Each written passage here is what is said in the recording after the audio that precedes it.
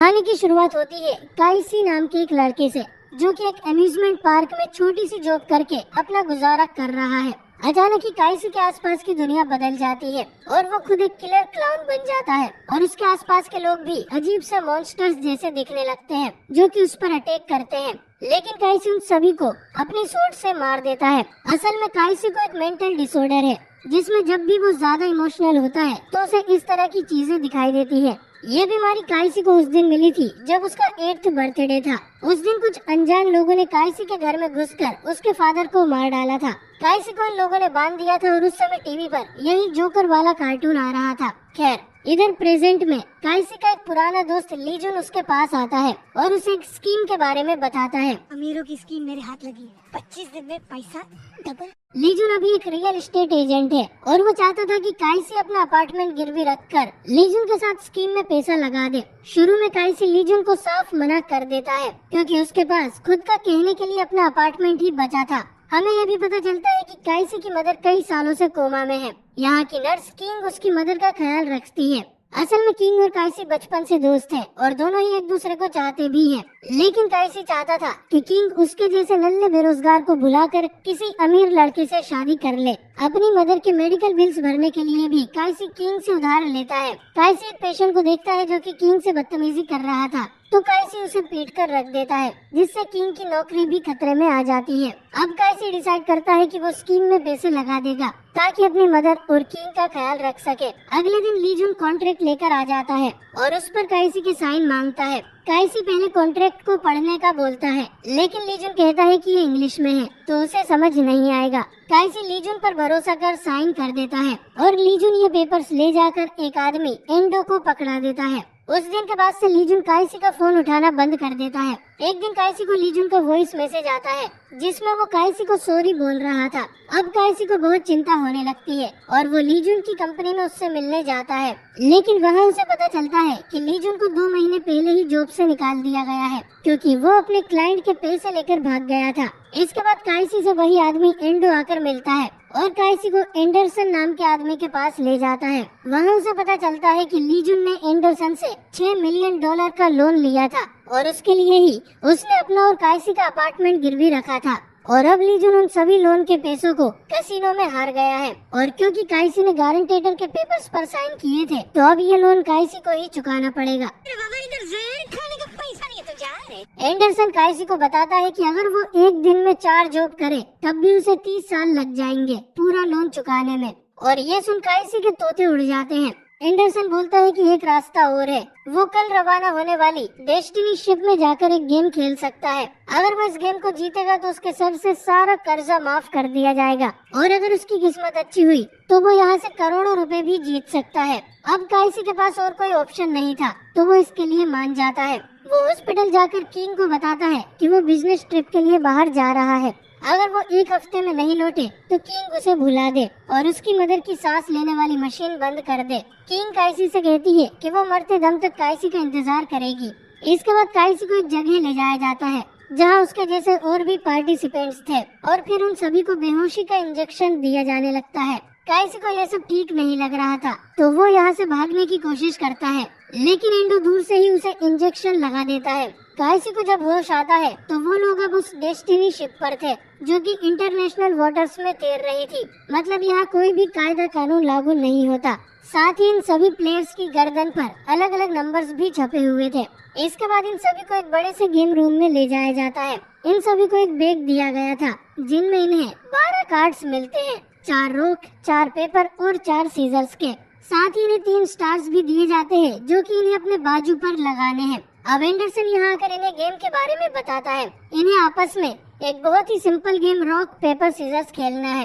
Rock seizures को तोड़ता है, सीजर्स पेपर को काटता है और पेपर रॉक को लपेट लेता है। जो भी राउंड हारेगा उसे अपना 1 स्टार जीतने वाले को देना पड़ेगा, और फिर रेफरी इन दोनों के कार्ड्स को बॉक्स में डिपॉजिट कर देगा। अगर दोनों सेम कार्ड चलते हैं तो इनमें टाई हो जाएगा और किसी को कोई स्टार नहीं देना पड़ेगा। अब इस गेम को जीतने के लिए इन्हें अपने सभी 12 कार्ड्स को यूज करना है, और 4 घंटे के बाद इनके पास कम से कम 3 स्टार्स तो होने ही चाहिए। अगर इनके पास 3 स्टार से कम हुए या इनके पास एक कार्ड भी बच गया तो इन्हें एलिमिनेट कर दिया जाएगा, और ये चाहे तो कार्ड्स और स्टार्स को आपस में ट्रेड कर सकते हैं। या कोई प्लेयर यहाँ से और ज्यादा लोन भी ले सकता है उससे स्टार या कार्ड खरीदने के लिए। इन रूल्स के अलावा ये प्लेयर्स जो चाहे वो कर सकते हैं और इसीलिए इस गेम को एनिमल वर्ल्ड कहा जाता है। साथ ही यहाँ दुनिया भर के प्लेयर्स को लाया गया था तो इन्हें एक ट्रांसलेटर भी दिया जाता है जिससे ये एक दूसरे की भाषा समझ सके। अब गेम शुरू होता है और कुछ ही देर में एक इंडियन आदमी अपने तीनों स्टार्स हार चुका था तो उसे उठाकर यहाँ से ले जाया जाता है। इसके बाद शेंग नाम का एक आदमी काइसी के पास आकर उसे बताता है कि अगर वो दोनों हर बार सेम पत्ते चले तो उनका हर राउंड टाई हो जाएगा और वो दोनों गेम को जीतकर घर जा सकते हैं। काइसी को ये प्लान अच्छा लगता है और वो दोनों अपने कार्ड सेम ऑर्डर में जमा लेते हैं और फिर गेम खेलने लगते हैं। शुरू में उनके सारे राउंड टाई हो जाते हैं लेकिन फिर जेंग अचानक ही विनिंग कार्ड पटक देता है जिससे काइसी का एक स्टार जेंग को मिल जाता है। जेंग काइसी से कहता है कि उसने गलती से विनिंग कार्ड चल दिया और अगली चाल में वो हार कर काइसी को उसका स्टार लौटा देगा। लेकिन दूसरी बार भी जेंग काइसी को धोखा देता है और उसका दूसरा स्टार भी ले लेता है। इससे काइसी को बहुत गुस्सा आता है लेकिन अब वो कुछ भी नहीं कर सकता था। थोड़ी देर के बाद काइसी को यहाँ अपना वही दोस्त ली जुन मिलता है। ली जुन बताता है कि वो यहाँ आया था ताकि थोड़े पैसे जीतकर काइसी को उसका अपार्टमेंट वापस लौटा दे। वो काइसी को ये भी बताता है कि एलिमिनेट होने के बाद इन प्लेयर्स को ब्लैक रूम नाम के कमरे में ले जाया जाता है और गेम के आखिरी 10 मिनट में उनके पास मौका होता है उस ब्लैक रूम से बाहर निकलने का और इसके बाद उन सभी लूजर्स को शिप के बेसमेंट में एक मेडिकल लैब में ले जाया जाता है जहां उनके शरीर पर कई सारे डेंजरस एक्सपेरिमेंट्स किए जाते हैं। अब ये दोनों साथ मिलकर खेलने का डिसाइड करते हैं लेकिन दोनों के पास बस एक स्टार ही बचा था। वो दोनों बैकअप के लिए एक और आदमी को अपनी टीम में शामिल करते हैं जिसके पास 2 स्टार्स थे लेकिन कोई भी कार्ड नहीं बचा था और इसका नाम फैटी है। फैटी भरोसे के लिए काइसी के कार्ड्स देखने को बोलता है। उसके पास 4 सीजर्स और एक पेपर था। इनमें से एक कार्ड को फैटी चुपके से चुरा लेता है और भागकर एक प्लेयर के सामने उस कार्ड को चल देता है बट उसकी किस्मत खराब थी और वो ये राउंड हार जाता है और अब उसके पास भी बस एक स्टार ही बचा था। थोड़ी पिटाई लगने के बाद फैटी इन दोनों से माफी मांगता है। वो अपने पर्स में अपनी बेटी की फोटो भी दिखाता है जिसे देखकर काइसी को उस पर तरस आ जाता है और वो उसे अपनी टीम में शामिल कर लेता है। लेकिन इनके पास अब सिर्फ 4 सीजर्स के कार्ड ही बचे थे। काइसी को लगता है कि इन सभी प्लेयर्स ने अपने आखिरी राउंड के लिए हर तरह के कार्ड्स बचाकर रखे होंगे। अगर वो किसी ऐसे प्लेयर को खोज ले तो आराम से जीत सकते हैं। इसके बाद काइसी यहाँ से $5 लाख का लोन भी लेता है उनसे स्टार या कार्ड खरीदने के लिए। अब ये एक आदमी के पास जाकर उसके साथ गेम खेलते हैं और पहला राउंड टाई हो जाता है। इसके बाद ये आदमी काइसी से 3 राउंड और खेलने को बोलता है लेकिन शर्त ये थी कि उसे अपने हाथ में रखे तीनों पत्ते ही चलने होंगे। अब इस आदमी को लग रहा था कि काइसी ने आखिर के लिए तीनों तरह के पत्ते बचाकर रखे होंगे लेकिन क्योंकि काइसी के पास सिर्फ सीजर्स वाले ही पत्ते थे तो वो तीनों राउंड जीत जाते हैं और इनके पास 3 स्टार्स और आ गए थे। अचानक ही एक आदमी को गार्ड्स पकड़ कर लाते हैं। एंडरसन सभी को बताता है कि हर एक कार्ड में जीपीएस लगा हुआ है और ये उन सभी कार्ड्स को ट्रेस कर सकते हैं और इस आदमी ने अपने कार्ड्स को टॉयलेट में फ्लश कर चीटिंग की है और इसकी पनिशमेंट के लिए एंडरसन उस आदमी के सर में गोली मार देता है। इसके बाद ये तीनों एक नई स्ट्रेटेजी बनाने लगते हैं। लीजन कहता है कि उन्हें इन पैसों से कार्ड्स खरीदने चाहिए लेकिन वो कौन से कार्ड होंगे जिनसे इनका जीतना पक्का होगा। यहाँ पर एक मीटर भी लगा हुआ था जो दिखा रहा था कि कितने कार्ड्स डिपॉजिट हो गए हैं। काइसी नोटिस करता है कि पेपर वाले कार्ड्स जल्दी खत्म हो रहे थे और अगर ऐसा ही चलता रहा तो कुछ ही देर में सिर्फ रॉक और सीजर वाले कार्ड ही बचेंगे। तो काइसी कहता है कि उन्हें रॉक वाले कार्ड्स खरीदकर जमा कर लेने चाहिए ताकि फिर उन्हें आखिर में चलकर वो ढेर सारे स्टार्स जीत सके।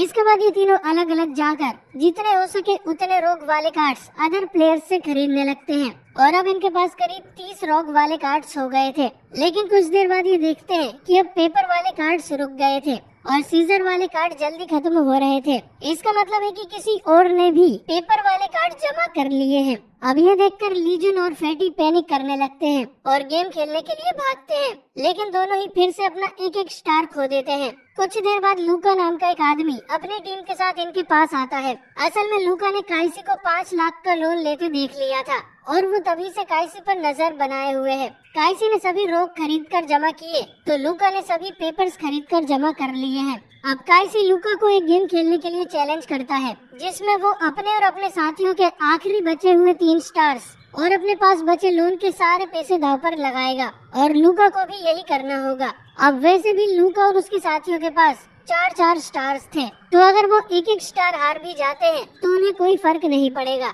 और इसीलिए लूका मान जाता है और अपना कार्ड चलता है। अब काइसी को पता चल गया था कि लूका की टीम के पास ऑड नंबर के कार्ड्स हैं, इसीलिए वो इस गेम को खेलकर अपने कार्ड्स इवन करना चाहते हैं ताकि फिर वो लोग आपस में उन सभी कार्ड्स को टाई करके जीत जाएं और उनके कार्ड्स भी खत्म हो जाएं।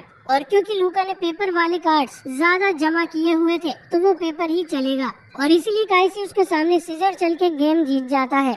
गेम के बाद काइसी लूका के टीममेट से कहता है कि वो अपने बचे हुए कार्ड्स काइसी को बेच दे। वो ऐसा ही करते हैं और अपने बचे हुए 3 स्टार्स के साथ गेम जीतकर यहाँ से चले जाते हैं। इसके बाद काइसी लूका के पास जाता है और उससे कहता है कि वो अपने सारे पैसे और कार्ड काइसी को दे दे, क्योंकि उसके दोस्तों ने काइसी को ये बता दिया है कि लूका के पास कौन कौन से कार्ड्स है। अब मजबूरी में लूका भी अपने पैसे और कार्ड्स काइसी को देकर यहाँ से चला जाता है। इसके बाद जेंग काइसी के पास आता है और उसे पता चल गया था कि काइसी पहले रॉक और अब पेपर वाले कार्ड्स को जमा कर रहा है। अब वो काइसी को ऑफर देता है कि काइसी जेंग को 5 कार्ड्स दे दे और बदले में जेंग उसे 1 स्टार देगा। इससे काइसी के पास 3 स्टार हो जाएंगे और वो अपने दोस्तों को यही मरने के लिए छोड़ यहाँ से जा सकता है। काइसी अपने दोस्तों का साथ छोड़ने से मना कर देता है तो जेंग उसे बताता है कि हारने वालों के साथ मौत से भी बदतर एक्सपेरिमेंट्स किए जाते हैं, लेकिन फिर भी काइसी उसकी नहीं सुनता। तो जेंग सभी प्लेयर्स से कहता है कि अब ज्यादा कार्ड्स नहीं बचे हैं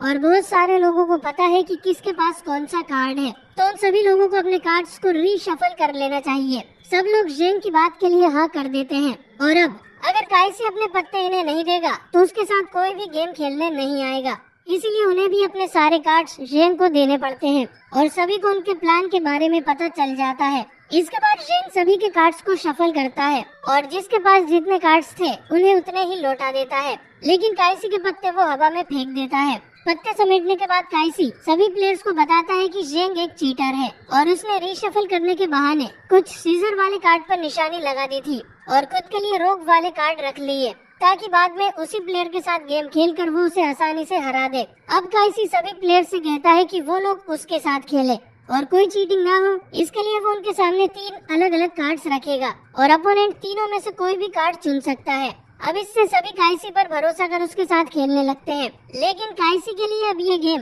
पूरी तरह से लक पर बेस्ड हो गया था। अब गेम में सिर्फ 5 मिनट ही बचे थे और जेंग के साथ कोई भी खेलना नहीं चाहता था, तो उसे मजबूरी में अपना आखिरी कार्ड खत्म करने के लिए काइसी के साथ ही खेलना पड़ता है। काइसी जेंग से कहता है कि उसके पास 8 स्टार्स हैं, जिनमें से 5 उसे दाव पर लगाने होंगे। काइसी को यह भी पता था कि अगर वो ये बाजी खेलते हैं तो उनके पास ओड नंबर के पत्ते बचेंगे, मतलब फिर अगर ये आपस में सारे पत्ते टाई करके डिपॉजिट कर भी दे तो भी इनके पास एक कार्ड बाकी रह जाएगा और उन तीनों में से किसी एक को ब्लैक रूम में जाना पड़ेगा। और काइसी कहता है कि उस कार्ड के लिए वो खुद ब्लैक रूम में जाएगा, क्योंकि उसके दोस्त बाद में स्टार्स या पैसे देकर उसे बाहर निकाल लेंगे। अब जेंग 5 स्टार्स दाव पर लगाकर कार्ड चल देता है। काइसी उसे कहता है कि वो चीटिंग करने के लिए सबसे माफी मांगे और अपने गालों पर जोर से थप्पड़ भी मारे। अब जेंग को मजबूरी में ये सब करना पड़ता है और काइसी को पहले से ही पता था कि जेंग के पास रॉक है, तो वो पेपर चलकर उसके 5 स्टार्स जीत लेता है और जेंग अपने 3 स्टार लेकर यहाँ से चला जाता है। अब काइसी और उसके दोस्तों के पास जरूरत से ज्यादा स्टार्स आ गए थे, लेकिन एक कार्ड बचने के कारण काइसी को ब्लैक रूम में पटक दिया जाता है। काइसी देखता है कि ब्लैक रूम में बैठकर ये लोग पूरा गेम रूम देख सकते हैं, पर उसे कोई टेंशन नहीं थी, क्योंकि उसे यकीन था कि उसके दोस्त एक्स्ट्रा स्टार्स देकर उसे बचा लेंगे। यहाँ काइसी को एक ओल्ड मैन भी मिलता है जिसने एक व्हाइट सूट वाले आदमी के साथ टीम अप किया था। उनके प्लान के हिसाब से ओल्ड मैन जानबूझकर ब्लैक रूम में आ गया और क्योंकि उसे अंदर से सारे कार्ड्स दिख रहे थे तो वो उस आदमी को मिरर ठोक कर सिग्नल दे दिया करता था कि अपोनेंट के पास कौन सा कार्ड है। इससे वो आदमी कई सारे स्टार्स जीत गया, लेकिन फिर उन स्टार्स से ओल्ड मैन को बचाने की जगह वो यहाँ से भाग गया। यहाँ पर एक माफिया टाइप आदमी भी बैठा हुआ था। वो और उसके दोस्त भी हर साल यही ट्रिक अपनाते हैं, लेकिन इस माफिया के दोस्त हर बार उसे बचा लेते हैं। अब एंडरसन आकर सबको बताता है कि गेम का समय खत्म हुआ और अब जिन भी लोगों के पास एक्स्ट्रा स्टार्स बचे हैं वो उनसे जो चाहे वो कर सकते हैं। वो उन्हें किसी जरूरतमंद प्लेयर को पैसों के बदले भी बेच सकते हैं या तो अपने किसी साथी को ब्लैक रूम से बाहर निकाल सकते हैं। काइसी की टीम के पास 4 एक्स्ट्रा स्टार्स बच गए थे। फेटी के कहने पर वो एक स्टार को बेच देते हैं, जिसके उन्हें करोड़ों रुपए मिलते हैं। इसके बाद ली जुन बाकी 3 स्टार्स देकर काइसी को आजाद करवाने आता है, लेकिन फेटी इसके हाथ से वो स्टार्स छीन लेता है। उसकी नीयत बदल गई थी और वो काइसी को नहीं बचाना चाहता था, क्योंकि सिर्फ एक स्टार खरीदने के लिए यहाँ के लोग लाखों करोड़ों भी देने को तैयार है। वो ली जुन से कहता है कि हमें इन सभी स्टार्स को बेच देना चाहिए, इससे ये लोग अपने साथ करोड़ों रुपए लेकर जाएंगे। फेटी असल में शुरू से ही चोर था और उसकी कोई बेटी भी नहीं है। उसने वो पर्स भी किसी दूसरे प्लेयर का चुराया था। अब ली जुन भी पैसों के लालच में अंधा हो जाता है और एक बार फिर से काइसी को धोखा दे देता है। वो काइसी को बचाने से मना कर देता है और काइसी से कहता है कि उसकी मदद का ख्याल अब वो खुद रखेगा। काइसी को इससे बहुत गुस्सा आता है और माफिया वाला आदमी उस पर हंसने लगता है और कहता है कि धोखा देना इंसान का स्वभाव है, इसीलिए तुम्हें अपने साथ कोई कीमती चीज अंदर लानी चाहिए थी ताकि उन्हें तुम्हें बाहर निकालना ही पड़े। इसके बाद माफिया के दोस्त उसे निकालने आ गए थे, तो वो बाहर जाने लगता है। काइसी इस माफिया की पीठ पर एक बैंडेज नोटिस करता है और किसी कारण से उसे पीटने लगता है। गार्ड्स काइसी को माफिया से अलग करते हैं और माफिया बाहर चला जाता है, लेकिन बाहर ये लोग देखते हैं कि उसकी पीठ से वो बैंडेज गायब थी। काइसी रिवील करता है कि वो बैंडेज उसने चुरा ली है और उस बैंडेज के अंदर ढेर सारे हीरे थे। यही वो कीमती आइटम था जो माफिया अंदर लेकर आया था, ताकि उसके दोस्त भी उसे धोखा ना दे। अब हीरे काइसी के पास देखकर ये लोग काइसी के लिए भी स्टार्स दे देते हैं और उसे आजाद करवा लेते हैं। उसके जाने से पहले वही ओल्ड मैन काइसी से रिक्वेस्ट करता है कि वो उसके बेटे तक उसका मैसेज पहुंचा दे कि वो अब कभी लौटकर नहीं आएगा। आजाद होते ही काइसी उन लोगों को उनके हीरे वापस कर देता है और इसके बाद वो फेटी को बहुत मारता है और वो काइसी को उसके एक्स्ट्रा 3 स्टार वापस कर देता है। इसके बाद काइसी इन दोनों से वो पैसे भी ले लेता है जो कि इन्होंने 1 स्टार बेचकर कमाए थे और इन पैसों में से काइसी अपना यहाँ लिया लोन चुका देता है। इसके बाद काइसी उन तीनों स्टार्स का यूज कर ओल्ड मैन को भी आजाद करवा लेता है। वो नहीं चाहता था कि उसकी तरह कोई और बच्चा भी बिना बाप के बड़ा हो। इसके बाद सभी विनर्स को उनके शहर में छोड़ दिया जाता है। काइसी किंग से जाकर मिलता है और उसे प्रॉमिस करता है कि वो अब उसे कभी छोड़कर नहीं जाएगा। मूवी के आखिर में काइसी को पता चलता है कि उसके फादर को और किसी ने नहीं बल्कि एंडरसन ने ही मरवाया था और उसका फादर भी इस गेम का एक प्लेयर रह चुका है और ये फिल्म यहीं पर एंड हो जाती है।